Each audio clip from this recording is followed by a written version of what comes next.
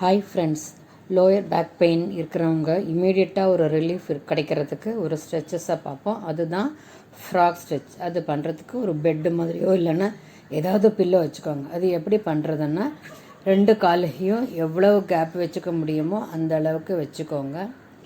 ஒரு ஸ்ட்ரெயின் ஆகும் நினைக்கிறவங்க பெட்டு கூட நீங்கள் வச்சுக்கலாம். வச்சு ட்ரை பண்ணி பாருங்கள். 2 காலையும் ஓப்பன் பண்ணி வச்சுக்கோங்க.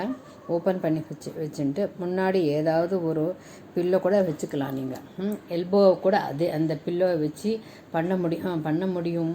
இன்னும் ஸ்ட்ரெயின் கரெக்டாக ஸ்பைனல் கார்டு வந்து கரெக்டாக உங்களுக்கு நல்லா இருக்கணும். எவ்வளோ முடியுமோ அந்தளவுக்கு அப்படி பேக் கொண்டு போங்க.